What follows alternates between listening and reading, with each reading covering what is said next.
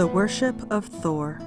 Thor's name has been given to many of the places he was wont to frequent, such as the principal harbor of the Faroe Islands, and the families which claim to be descended from him. It is still extant in such names as Thunderhill and Surrey, and in the family names of Thorburn and Thorwaldsen, but is most conspicuous in the name of one of the days of the week, Thor's Day or Thursday.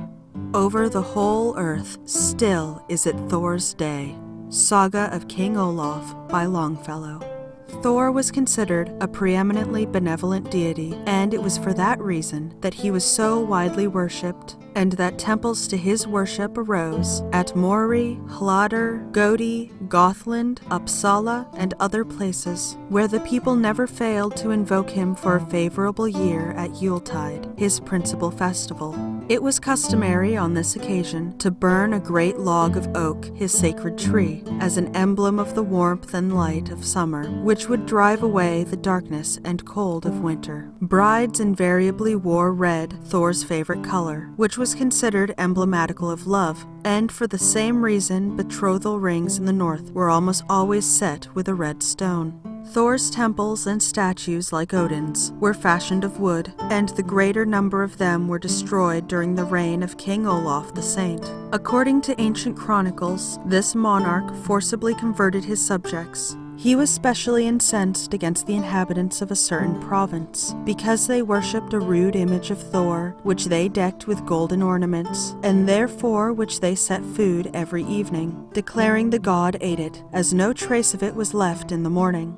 The people, being called upon in 1030 to renounce this idol in favor of the true God, promised to consent if the morrow were cloudy, but when after a whole night they spent by Olaf in ardent prayer, there followed a cloudy day, the obstinate people declared they were not yet convinced of his God's power, and would only believe it if the sun shone on the next day.